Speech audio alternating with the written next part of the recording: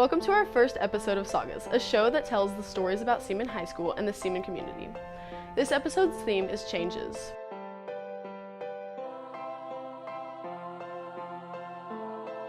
In today's show, we'll see changes to Seaman and programs, as well as some changes that a student and a teacher have gone through. There were a lot of changes made to Seaman High School this summer. I was able to talk to Seaman High School principal, Mr. Monahan, about these changes. As some of you may have noticed, there have been some renovations to the school. Well, a lot of that was through capital outlay, which is planned over a period of time. So our central office was very gracious. They also allowed for, the north entrance to be completely remodeled with new carpet and new tile and new paint in those areas, as well as downstairs too, in the locker areas. So that paint puts a fresh new look on everything, and it just seems new and nice. Well, there were a number of things that were planned. Some were in our long-term plan and some more of a short-term sort of outlook. But the first one had to do with a more secure front entrance, then the gym floor, of course, then lockers, not only in the football locker room, boys and girls locker rooms, but also in the main foyer areas, what I like to call the senior locker bay area. That was just a long-term planning thing. Those lockers were original to the school, and we thought, and as you know, we surveyed students to see what their locker needs were, and we discovered that not everyone needed a 6-foot locker. And so when we discovered that, we knew that we could redesign those areas to be more welcoming for students. And it's been a lot of fun to see the kids gather there and have places to study, even before and after school, and like for weekend events like debate and forensics and that type of thing. It will be really nice spaces for our students. Mr. Monahan took teachers on a tour around the school to check out the renovations. I used to see kids sitting on the floor all the time in the senior hallway, and that's okay, kids don't mind, but wouldn't it be nice for them to have places to sit? Another thing about the locker bays that I'm pleased with is that now we have hydration stations going down each hallway, so we want our kids to stay hydrated. Along with many other improvements this year, we now have an apparel store. So with this location, when folks come into events, and also close proximity to the cafeteria, it just made sense to have a store, an apparel store here. In 1927, the first student-run bank in the country was started at Seaman by Kaw Valley Bank. We recently just changed our sponsor. The decision was made to go with Silver Lake Bank. I do believe it was the right choice. They've just completed the wiring, and over by the vending machines is going to be an ATM. There are plans to add more improvements to the school next summer. The orange carpet, I promise, is leaving us next summer. That's the project. In addition to that, we're going to try to do something with the way in which our counselor offices are configured. They need more space, they need a conference room, and so we're going to take a look at that. I mean, there's a lot of action that happens in that office, and they need a better space to work with students, so that's something that we're going to work on going into next year. There were lots of other changes made to the high school. Make sure you check them out. I'm really pleased with how they came together, and it was a very, very busy summer, but it was all worth it. I'm looking forward to seeing all of the new changes to the school next year. Along with all the changes to the building, we have 9 new teachers at Seaman High School this year. We spoke with a couple of teachers to see what they think about teaching at Seaman. I think the most exciting part's the shop. You got a lot of kids that can get in the shop. You can build bigger projects. You can do more creative things with the machinery that we have here. I am from the middle school previously, and we didn't have this size or these type of machines, so that's the exciting part of being up here. The most exciting part of teaching here at Seaman for me is that I get to teach in a place that I think I can grow and that I love. I student taught here last year, and I'm a cheer coach up here, so I get to do all those exciting things and work with the writing center and work in a nice place with nice students and awesome teachers. Yeah, we're able to do cabinetry. We're able to do, again, the larger projects that normally you can't do at a middle school level. The high school's a little bit more mature, they got better skills, so you can build bigger projects. Well, I want to accomplish changing people's minds about English, because a lot of kids come up and it's their least favorite subject because it's all about writing essays or reading papers or reading books. But there's so much more to English than just reading papers, reading books, and then writing essays. You can actually argue with a teacher, whereas in some cases you can't argue with other teachers. as long as you can back up your point. And so that's one of the things that I love about English is there's so many other things outside of what people think. I want my students to know that while I can be seen as a tough teacher, I want them to succeed in their endeavors outside of school. So it's more important to me that, yes, they do learn the content, but they also learn how to be better people and be prepared for the futures that they have ahead of them. So even though I might be grading them tough, or I might not be quite the fun teacher all the time, I'm doing it because I want them to be better at what they want to do in their lives.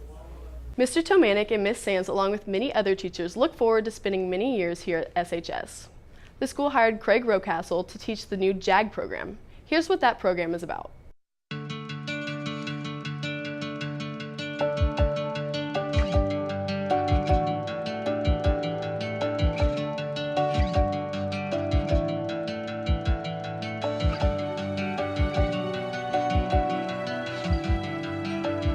JAG is a program that basically will benefit any type of student. And a lot of people are speaking about different categories. There's no real category. It's just a mutual agreement between student and specialist that will say you can be the best you can be to finally connect your goal, the goal you set, or your ambitions or your dreams. We just try to connect those together.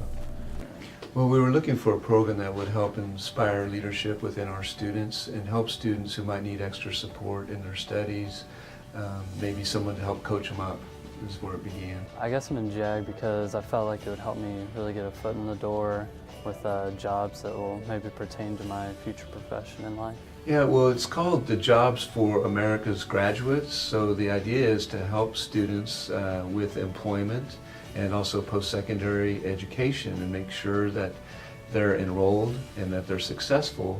And one component of the program is to follow up within a year to see how they're doing and offer any supports that way. So I think it's a fantastic program and will really help our students, and I know we have a great man in place to help them. The benefits is actually just having somebody that can actually help them, give them the time to help them. No disrespect to teachers or counselors, they do a lot. Being a JAG specialist, we just focus primarily on connecting students to what they want to do, as a career building program. I think that JAG will really give me experience in jobs that maybe I'll use in future. My job is to basically, speak to students around the school to make them understand what it is. As I said, there's been a lot of perceived comments, about dropping out and different things. So my job is to basically explain what JAG is, how it can benefit any type of student. And since I've done that, I've had quite a good response from students in the school.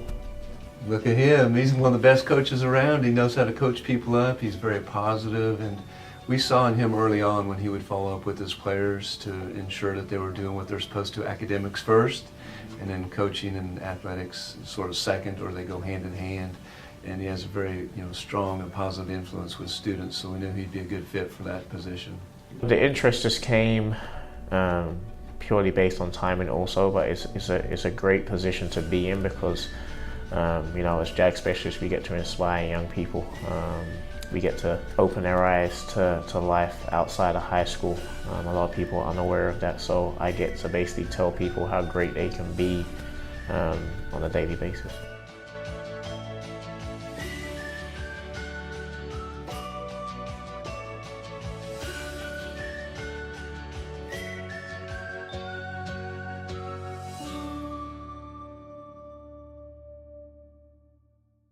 This is the first year for JAG, and their goal is to see a better graduation rate. We're now going to talk about changes that individuals have gone through. You may have noticed Seaman Sr. Trevin Brocksterman from the way he walks, but you may not notice all of the activities he is involved in. I'm not like an athlete or I'm not like in Stuco, or I'm not like an outstanding scholar, how you see most news stories what they're about.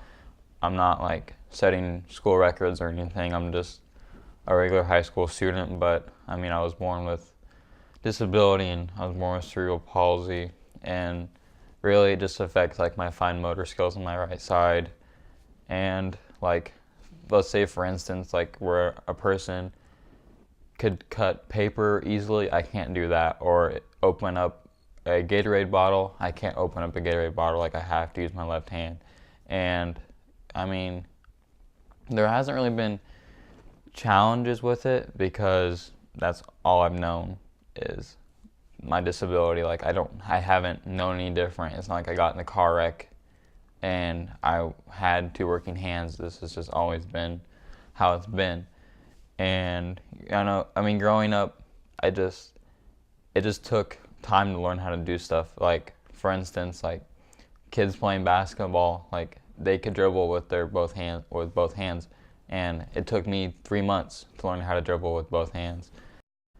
It's just like I didn't really know like what happened. Like my whole life I just known there's something wrong with my right side. Like that's really all I've known. And like I've had a bunch of surgeries. I've had 2 casts on both my right arm and my right leg. This doesn't have to do with disability, but I got a bar in my chest because my chest was indented, so they popped it out so I was able to breathe better. And having a disability has led to some pretty, I don't know if you want to say like awesome things, but it's led to some pretty cool things that like probably I would only enjoy. Like I've been able to help so many disabled kids like learn how to do stuff like ride a bike or play sports and like make connections. And like with doing that, like I volunteer a lot to help those kids. I feel like I can make a better connection than what someone with just a normal high school student can. I helped this little kid named Ethan, and he has the exact same disability as me, but his is way worse than mine. So like I got lucky in that regard because I don't really have that much struggles compared to like what other kids have.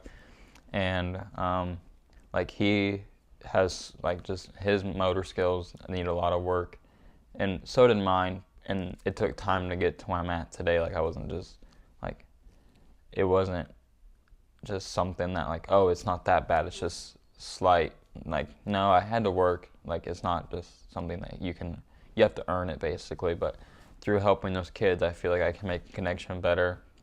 And like I just feel that like those kids can see me doing stuff and they can realize that like, hey, I can do this too if I just work at it.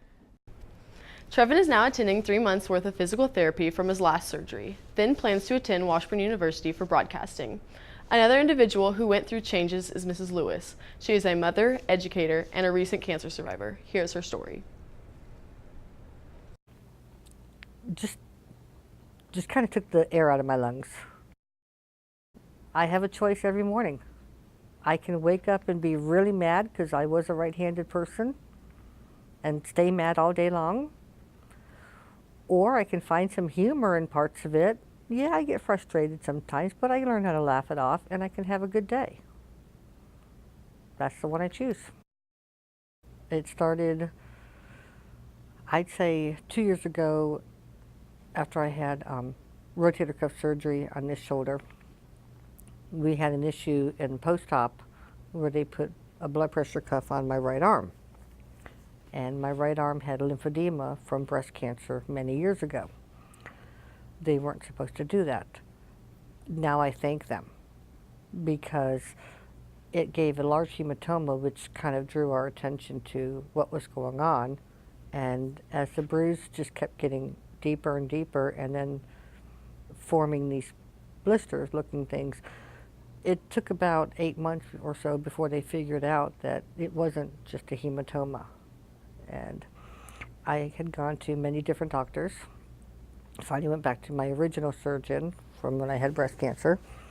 And she walked in the room and said, that's not a hematoma thing, it's angiosarcoma, a rare, deadly, aggressive cancer. The first thing out of my husband's mouth was to tell me that, because he's my son's stepdad, was to just look at me and tell me that my son would always be taken care of. And I looked right back at him and said, dude, I ain't dead yet. I've beat cancer before with breast cancer. So went for the testing, and during the testing, the people who were doing it at St. Francis were saying, this doesn't look like a sarcoma. So then I got it in my head, oh, it's not. But the biopsy came back and it was, even though the tests were shown differently. And on November 21st last year, I met the specialist at KU Med for the first time. And she introduced herself and said, "Hi, I'm your doctor, and I'll be taking your entire arm tomorrow." That one was a hard one to process. We'd heard it, we'd heard it once, or that, you know, oh, well, that could be a possibility, but the way it was said, we weren't thinking it was serious. But they were. So we stayed at the hotel that night at KU Med, you know, next to there, and I had one last night with the right arm, and it was gone the next day. First things, as far as my husband tells me, and I agree with him, body parts are an accessory. It's not you. And he told me that back in 2004 when I had breast cancer. And he told me that again in 2016 when they took an arm. I thought I would end up getting a prosthetic. In fact, I kind of had joked a little bit with the students beforehand, well, if they do take it, because I didn't really think it was going to be serious, I had planned out what kind of bionic arm I wanted. A few days later, when I finally came out of all the stuff they put me under when I was in ICU, and I was talking, I said, so when do I get the prosthetic? And she's like, you don't get one. What? She says, I thought you knew. You don't have any arm left. You need an arm, at least part of an arm, to have a prosthetic. That was, I think, when it really hit me of, oh, wow. Not only did I lose my dominant arm, but the whole idea of having something at least in its place is no longer there. I did kind of laugh about it in some ways.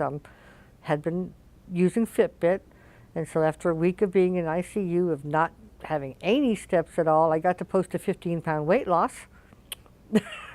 So I joked to my friends, I know how to jumpstart the weight loss now, just take off an arm. I was getting irritated a lot this last year, and a lot of people from Seaman as well.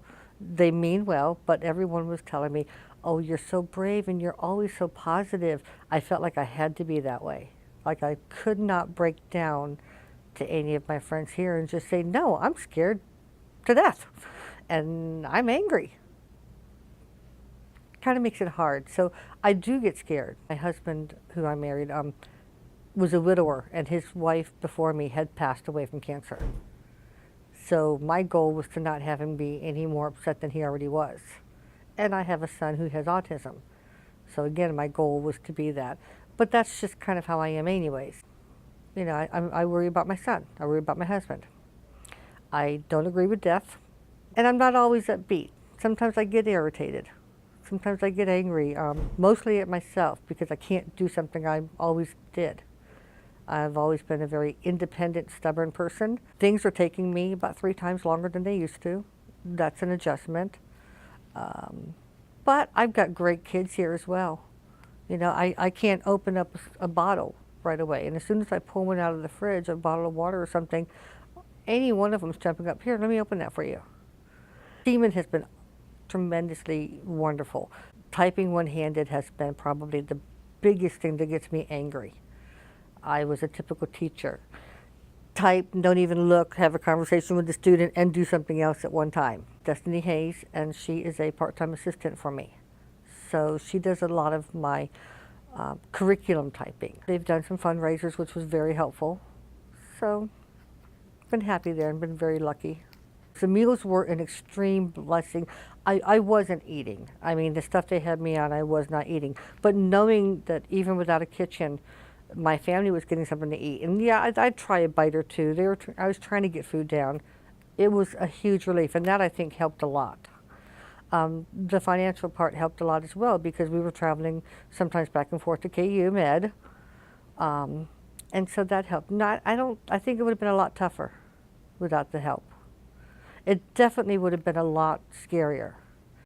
They have some tools that can help you. Like at home, I have what's known as a rocker knife, so I can cut my own food. I have finally agreed to having a quad cane for when I'm like on uneven surface, if I'm going to an outdoor event, just for the balance issue. And you just learn. The first 2 days of school, it was just like, okay, any questions? I think it's good for students to figure out that even if something happens like this, you can find a way to keep going. I don't want anyone feeling sorry for me because it's the way it is. I mean, really, I don't think I feel sorry for myself. Yeah, I really don't think I do feel sorry for myself. I don't always feel so brave, though. That's the part that's kind of hard. It would be nice if I could honestly look at somebody sometime and just say, you know, instead of saying, you know, when someone asks me, oh, how you doing today? Instead of just saying, oh, fine, can I just look at you going, God, I'm having a horrible brain day. I can't even remember my name. Or, geez, I got up to the school and I had something in my hand and I'm stuck. Okay, I got to put everything down, open the door, try to grab it all up real quick, get in that door before it shuts on me. You know, that kind of stuff. As long as your heart is still beating and you're still breathing and you're still able to move on, then move on. You know, just consider that you just changed your outfit a little bit. I did almost give up the fight this time around in cancer, but in chemo. I got very, very sick and I thought about not continuing with the chemo. But my doctors and I talked it over and I took a week to get a little bit better. And when that happened, I was able to finish it. And I'm glad because I'm not the type of person to just not go on. And so I was really struggling with that decision. It was making me sicker than anything else. But at the same token, if I quit and it came back, I would consider myself a failure. At least now, if it comes back, I know that I didn't quit. So don't quit. I like to make jokes. So if you got a really good one-arm joke or anything like that, tell me. Because we joke about it in my class, we joke about it in my home, I joke about it with my family and friends. Because life isn't worth living if you can't laugh. Currently, Mrs. Lewis is cancer-free and is adjusting to normal life. She is glad to be back teaching. And finally, we're going to end the show with a commentary by Dalton Seaman. Here's his opinion. Social media. It is a huge part of today's life from the moment we wake up to the minutes before we lay our head down to rest. Many of these apps include Facebook, Twitter, Instagram, and even Snapchat. Moreover, these websites have taken a tremendous toll on this generation, and possibly many more to come. I see kids ignore people constantly because they are too worried about keeping the snap streaks with their so-called friends they are connected with over a phone. As well as worrying about what other people think about their latest Instagram post, these apps could very well be used for the good, but are often used for all the wrong reasons.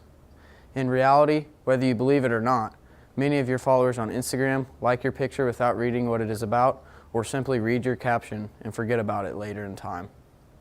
Twitter is an app where you can keep everyone you follow updated on new things in your life, or even someone else's. In fact, people read these tweets just like the Instagram posts, and now you are wasting your time to post on 2 different social media sites. All of them basically serve the same purpose. Technology has given us the opportunity to stay connected with our friends and family. But we have to realize the harm it can cause when you have someone in front of you in which you could be talking to instead of burying your face in the screen of an Apple or an Android. Make the change and try to communicate with the ones that are in your life at that point in time. Talking to your family more is an excellent way to put down the phone and be more susceptible to change. Change is one of the most difficult things we face, but change is inevitable. Change is difficult because we get comfortable where we are and things could be wrong, but it is familiar, causing us to avert change. We hope you enjoyed our first episode of Sagas. We'll be back next month with another episode. Thanks for watching and have a good evening.